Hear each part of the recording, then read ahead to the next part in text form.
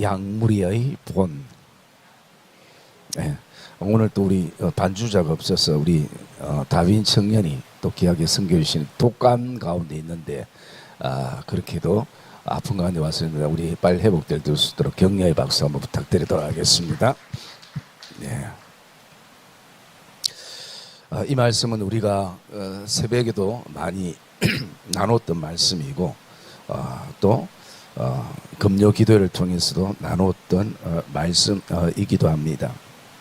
우리는 누군가로부터 신앙적인 또 삶에 대한 부분들, 영적인 부분들을 조언해 주는 역할을 하기도 하고 그 조언을 받아들이는 또 역할을 하기도 합니다.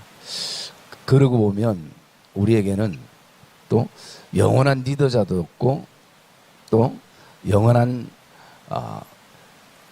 어떤 늘 조언만을 듣는 자리에만 있는 것이 아닐 것입니다. 그러기에 이런 어떤 교제 속에서 특별히 우리 선한 청지기장들이 아주 귀하게 잘 섬겨주는 부분들에 대해서 감사하기도 하고, 오늘 이 말씀은 선한 청지기장뿐만 아니라 오늘 우리가 누군가의 믿음의 선배로서, 믿음의 또 리더로서 우리가 이 말씀들을 함께 공유해 나가면 좋겠다라는 생각 속에서 이 말씀을 우리가 함께 묵상을 하려고 합니다. 특별히 베드로 선생님은 내가 만약에 리더자로 있든지 누군가에게 조언을 하는 자로 서게 되면 양무리의 그 본이 되라라고 말씀합니다. 여기 본이라는 것은 틀을 말하고 있습니다. 여러분, 사람들은 나름대로 무엇을 바라볼 때에 그것에 대한 틀이 형성이 되어지는 것입니다. 그래서 그 틀을 어떻게 형성을 하는가는 굉장히 중요합니다. 예배에 대한 틀도 있고요, 기도에 대한 틀, 찬양에 대한 틀, 말씀에 대한 틀, 또 헌금에 대한 틀, 생활에 대한 틀도 있고요. 그리고 또 나아가서 섬김과 봉사에 대한 어떤 틀이 우리에게 있다라는 것입니다. 마치 그것은 이미 그 붕어빵 틀이 만들어진 것처럼, 그 붕어빵 틀이 이미 만들어졌으면 거기에는 어떤 경우에도 잉어빵이나 여러분들이 원하는 모양이 나올 수 없습니다. 틀을 바꾸지 않는 이상. 그래서 우리 믿음의 삶 가운데에 이 좋은 틀만 형성이 되는 것이 아니라 좋지 못하고 안 좋은 틀도 내 안에 형성이 되어질 때가 있습니다. 그래서 저는 내가 틀을 만들어 갈 때에 가장 중요하게 생각되는 것이 있다면 그것은 바로 생각의 틀입니다. 사고의 틀, 믿음의 틀. 믿음의 사고의 틀이 사실은 굉장히 중요합니다. 여러분, 사람은 생각을 하게 됩니다. 그러나 이 생각하기 전에 먼저 전제되는 것은 내가 보는 시각입니다. 내가 어떻게 보는가. 이 보는 시각이요, 우리 안에 생각이 되어지고 그 생각들이 모이면 그것이 우리 안에 사고관이 됩니다. 이미 사고관이 되면 틀이 형성이 된 것이요. 그리고 그 사고관들이 모이면 우리에게는 가치관이라는 게 형성이 됩니다. 교회에 대한 어떤 가치관, 목회자에 대한 가치관, 또 성도에 대한, 또 나가서 개인에 대한 그 가치관이 형성이 되어지고 그 가치관들이 모이면 그 다음에는 우리가 가지는 것이 뭐냐면 사람이 세계관을 가집니다. 그래서 여러분, 세계관은 정말 잘 안 바뀌어요. 쉽게 바뀌지 않습니다. 그래서 오늘 저와 여러분들이 먼저 이 본이라는 것은 틀을 말하는데 이 틀을 내가 어떻게 만들어 주는가, 이것은 굉장히 중요한 것입니다. 그래서 베드로 선생님은 만약에 당신이 지도자라면, 리더자라면, 누군가에게 조언을 한다면 먼저 약물의 틀이 되어줘야 된다는 것이. 물론 어떤 약물의 어떤 그 울타리가 되어줘야 된다는 의미도 있겠지만 어떻게 찍어낼 것인가에 대한 생각을 가지는 것입니다.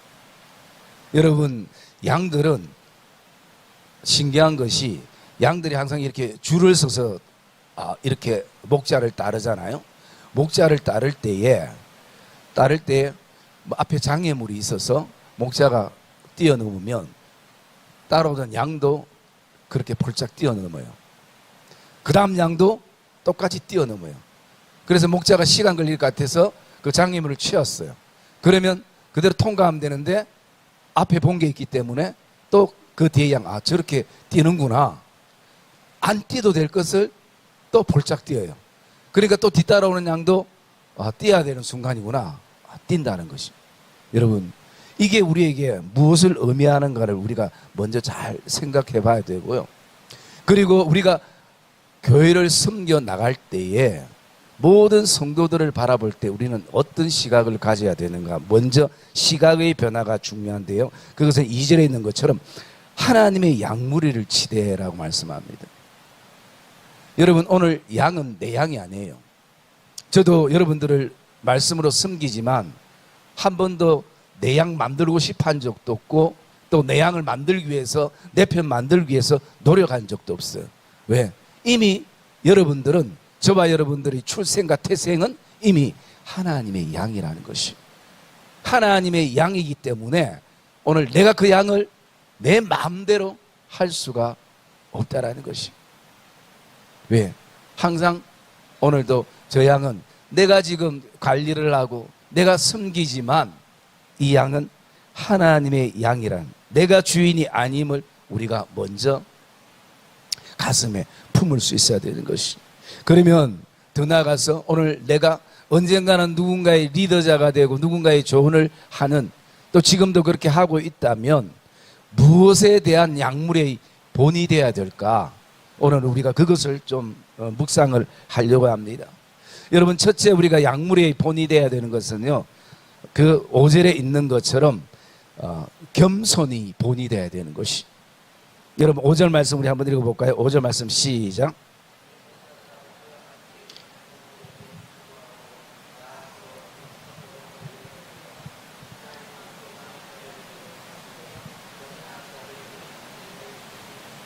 여러분, 신앙생활에 섬김에 있어서 이 겸손이라는 것은 굉장히 중요한 것입니다. 겸손이 물론 타고나는 성품도 있을 수 있고 그의 어떤 그 다듬어진 인격의 어떤 모습이기도 하지만 또 신앙적인 측면에서 우리가 훈련받고 하나님이 연단 속에 다듬어갈 때 사실은 이 겸손하게 하시는 것입니다. 하나님께서는 오늘도 겸손한 자에게 은혜를 주시고 교만한 자를 대적하신다라고 말씀하는 것입니다. 여러분도 같은 믿음의 공동체 속에서 겸손한 성도를 만나면 우리도 자연히 고개가 숙여지고 존경심이 생기는 것입니다. 그러나 교만한 자는 최대한 안 부딪히고 같이 안 하고 싶은 것이 우리의 어떤 마음이에요. 여러분, 그래서 이 겸손이라는 것은 성품적이고 신앙적인 것도 있지만 더 중요한 것은 주님이 멈춰라면 멈추는 것이고 주님이 가라면 가는 것이 겸손인 것입니다. 성향의 문제를 뛰어넘어서 오늘도 모든 기준이 하나님의 말씀이 되어지는 것이. 그런데 교만은 반대인 것이. 교만은 내가 가고 싶으면 가고 내가 가기 싫으면 안 가는 것이고, 한 번에 하나님이 아무리 가라 해도 내 감정이나 계산이나 생각이 안 맞으면 안 가는 것이. 그리고 하나님께서 가지 말라고 해도 내가 필요하면 가는 것이. 여러분, 이게 우리의 삶 가운데, 신앙 가운데도 이런 모습이 우리에게 있을 수가 있다라는 것이. 그래서 하나님께서는 겸손한 자에게 이 은혜를 주신다라고 말씀할 때에 오늘 결국 우리가 하나님의 말씀에 순종할 때 그 속에서 하나님의 은혜를 발견하게 되는 줄 믿습니다. 불순종하면 그 속에서는 우리가 은혜라는 것을 발견할 수가 없는 것이, 자기 잘나면 알 수가 있을지 몰라도. 그렇기 때문에 이 겸손과 교만은 이 반대되는 것이고, 이 오늘 하나님께서 은혜를 주시니라라고 말씀한 이 주시니라라는 의미는요, 선물이라는 의미입니다. 그래서 하나님께서 은혜를 우리에게 선물로 주시다. 또 다른 말로는요, 내가 부여해 주다. 내가 또 이것을 수여하다. 마치 상을 우리가 받는 것처럼, 수료식을 하는 것처럼 수여하다 라는 의미가 그 안에 담겨져 있는 것입니다. 우리가 또 두 번째 약물의 본이 어떤 본이 되어야 되냐면 염려하지 말아야 되는 것입니다. 7절에 있는 것처럼 너희 염려를 다 주께 맡기라. 이는 그가 너희를 돌보심이라. 여러분, 선한 청지기는 특별히 말씀을 나누고 말씀을 가르치고 말씀에 조언하는 사람들입니다.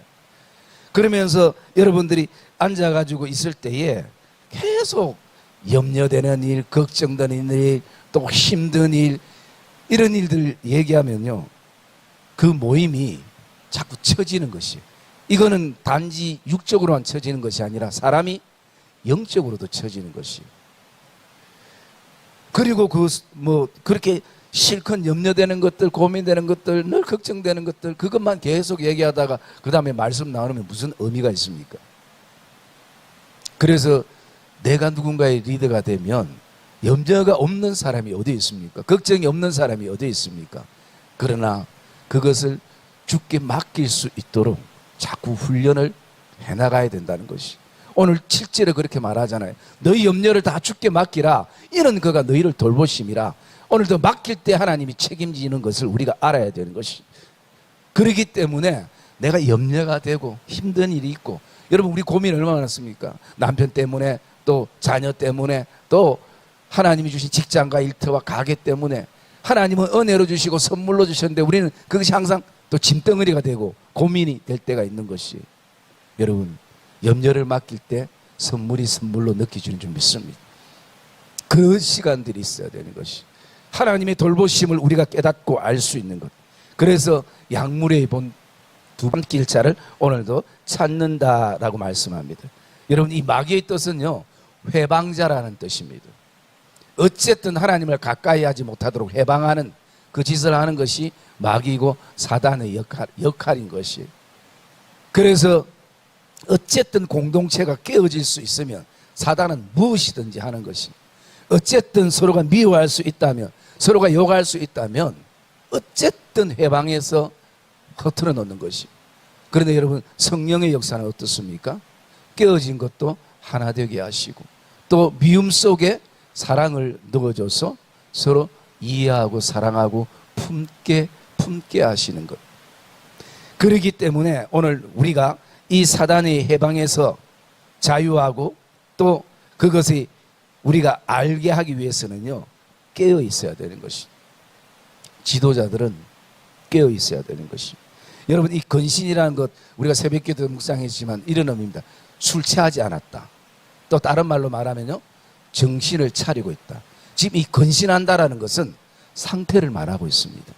내 감정이나 기분이나 느낌이 아니라 나의 지금 상태, 내가 지금 어떤 상태인가, 술 취한 상태인가, 아니면 정신을 차리고 있는 상태인가, 그 상태를 지금 근신이라는 말씀으로 말씀하고 있는 것이. 그래서 여러분, 내가 깨어 있어야 오늘도 누군가를 깨울 수 있는 것이, 그게 바로 선구자인 것입니다. 내가 오늘도 잠에 취해 있고, 내가 오늘도 술에 취해 있고, 뭔가 취해 있는 상태에서는 취한 얘기밖에 나올 수 없고, 또 그 어떤 도움의 얘기들이 있을 수가 없는 것이. 그래서 베드로 선생님은 약물의 본이 되는 것은 우리가 깨어 있어야 된다. 깨어 있을 때 누군가를 깨울 수 있는 그런 리더자가 되고, 또 그런 신앙의 역할을 감당하게 된다는 것입니다. 그 다음에 또 네 번째로는 우리가 무엇의 약물의 본이 되냐면요, 어떤 상황 속에서 믿음을 굳건하게 해야 된다는 것입니다. 우리 9절 말씀 한번 볼까요? 9절 말씀 시작.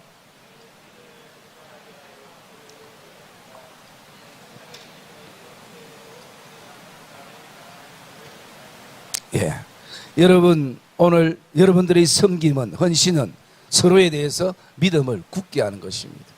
믿음을 흔들어 놓는 것이 아니라, 믿음을 무너뜨리는 것이 아니라, 오늘 우리의 역할은, 우리의 공동체는 서로가 믿음을 굳건하게, 흔들림 없도록, 흔들리는 요소들은 분명히 우리에게 있을 수 있지만 흔들리지 않는 것이, 우리의 신앙에도 반석 위에도 비바람이 불고 폭풍이 부는 것이, 모래에도 동일하게 부는 것이, 그러나 중요한 것은 바람이 부는가 안 부는가가 중요한 것이 아니라 그 집이 견고한가 견고하지 않는가 하는 것이, 견고하지 않으면 불안할 수밖에 없는 것이.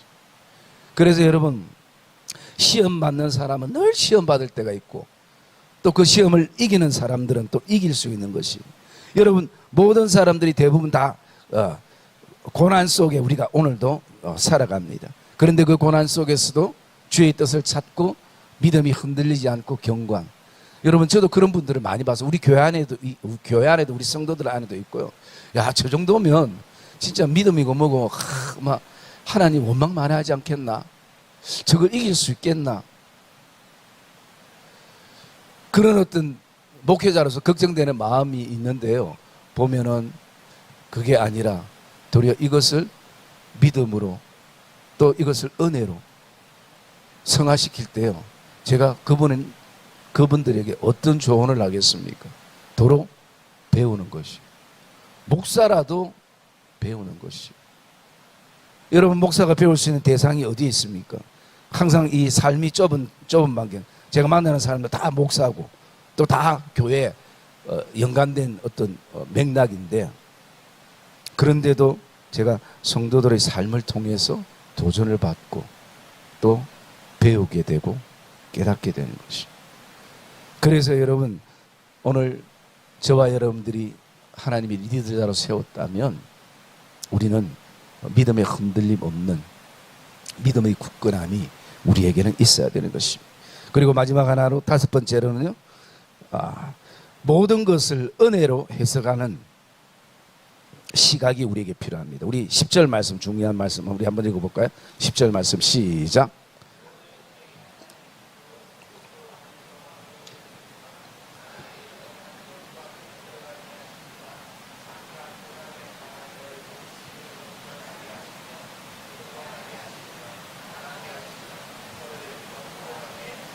아멘. 여러분의 신앙과 여러분이 섬기는 공동체에 이런 은혜가 있기를 주의 이름으로 축복합니다.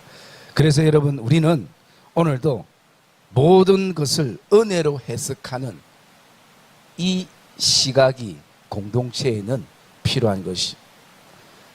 여러분, 제가 그 밴드에 이렇게 제 주제 글이 뭐냐면요, 이런 글입니다. 사실보다 해석이 오래돼 기억도 안 나요. 사실보다 해석이 우리의 삶을 더 풍성하게 한다. 맞죠? 아니에요? 중요하다? 그거는 길게 못 써서 그런가 보죠. 원래 그게 뭐냐면 사실보다, 팩트보다 신앙적 해석이 우리의 삶을 더 풍요롭게 한다. 여러분, 어떤 사람은요, 사실에 막 목숨 거는 사람이 있습니다. 물론 우리가 일어난 일은 사실이죠. 그러나 그것을 내가 오늘도 신앙 안에서 어떻게 은혜로 해석하는가. 여러분, 5장 10절의 시작이 어떻게 됩니까?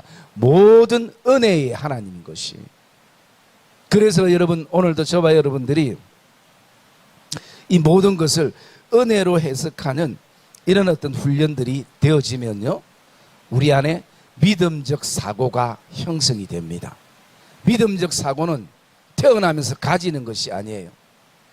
오늘 믿음적 사고는 그 밑바탕이 우리가 모든 것을 은혜로 해석하는 그런 어떤 훈련들이 삶 속에 있을 때에 우리에게는 이 믿음적 가치, 믿음적 사고, 믿음적 세계관들이 이제는 형성이 되어지는 것을 우리가 보게 되어집니다.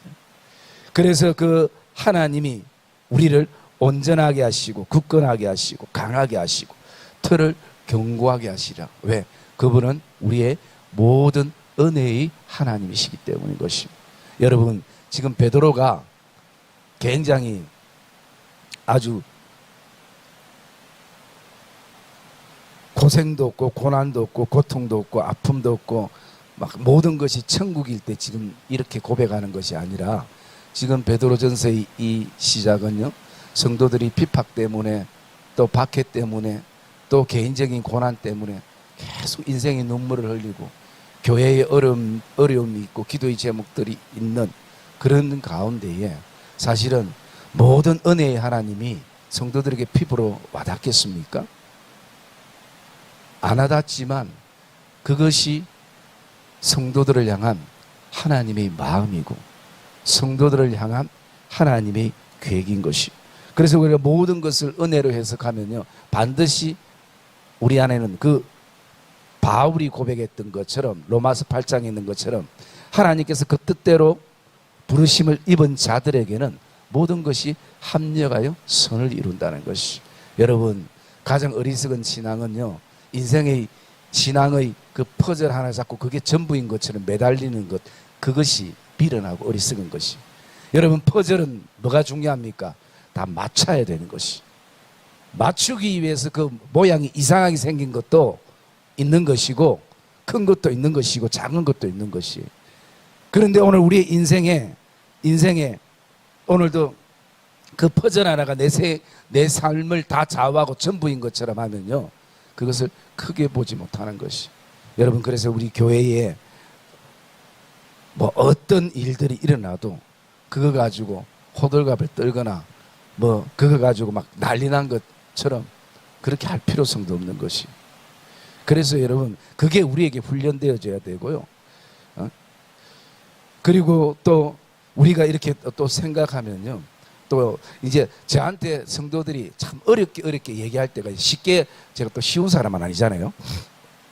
그러니까 어렵게 고민하다 얘기할 때 항상 서두가 뭐냐면, 목사님 성도들이 전부 다 그러던데요, 이거 이렇게 했으면 좋겠대요.